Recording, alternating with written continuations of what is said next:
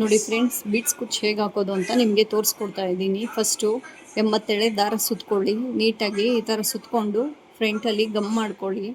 Gum ಮಾಡಿಕೊಂಡು ನಮ್ಗೆ ಯಾವ ಥರದ್ದು ಬೇಕೋ ಆ ಥರ ಬೀಡ್ಸ್ನ ತೊಗೊಂಡು ಈ ಥರ ಥ್ರೆಡ್ ಒಳಗಡೆ ಫಸ್ಟು ಹಾಕ್ಕೊಳ್ಳಿ.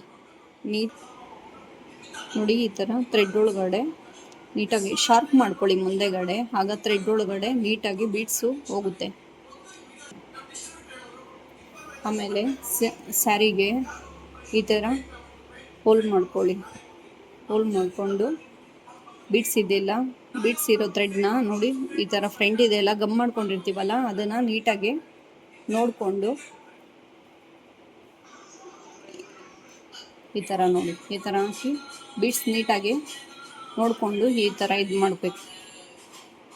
ನೀಟಾಗಿ ಥ್ರೆಡ್ಡೆಲ್ಲ ಎಳ್ಕೊಂಡು ಈ ಥರ ನೋಡಿ ಲೆಂತ್ ಎಷ್ಟು ಬೇಕೋ ಅಷ್ಟು ಕೆಳಗಡೆ ನೋಡ್ಕೋಬೇಕು. ನೋಡಿಕೊಂಡು ಈ ಥರ ಕೆಳಗಡೆಯಿಂದನೇ ಮಧ್ಯಕ್ಕೆ ನಾಟ್ ಹಾಕ್ಕೋಬೇಕು. ಫಸ್ಟು ಸೂಜಿ ತೊಗೊಂಡು ಈ ಥರ ಸುತ್ಕೊಳ್ಳಿ. ಒಂದು 3-4 ಲೈನ್ ಸುತ್ಕೊಳ್ಳಿ. ಈ ಥರ ನೀಟಾಗಿ ಇದು ಬರಲಿ.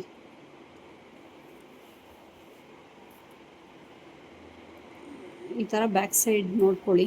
ನೋಡಿಕೊಂಡು ನಾಟ್ ಹಾಕ್ಕೊಳ್ಳಿ ನೀಟಾಗಿ. 1-2-3 ನಾಟ್ ಹಾಕ್ಕೊಳ್ಳಿ. ಈ ಥರ ನೋಡಿ. ಮತ್ತು ಒಳಗಡೆ ಥ್ರೆಡ್ ಒಳಗಡೆಯಿಂದನೇ ಸೂಜಿನ ಈ ಕಡೆ ತೊಗೊಂಡು ಇಲ್ಲಿ ನೋಡಿ ಮೇಲ್ಗಡೆ ಮತ್ತೆ ಥ್ರೆಡ್ ಬರಬಾರ್ದು. ನಾವು ನಾಟ್ ಹಾಕಿರೋ ಥ್ರೆಡ್ ಏನಿದ್ರೂ ಕೆಳಗಡೆಗೇ ಇರಲಿ.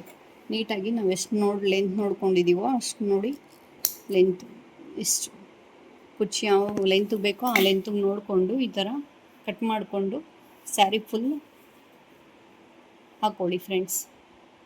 ಇಷ್ಟೇ ಗೈಸ್. ಇನ್ನೂ ತುಂಬ ಡಿಸೈನ್ಸ್ಗೆ ನಾವು ಕುಕ್ಕಿಂಗ್ ಹಾಕ್ತಾಯಿದ್ದೀವಿ. ಸೊ ಸಬ್ಸ್ಕ್ರೈಬ್ ಮಾಡಿ ಗೈಸ್, ನಮ್ಮ ಚಾನೆಲ್ನ ಸಪೋರ್ಟ್ ಮಾಡಿ.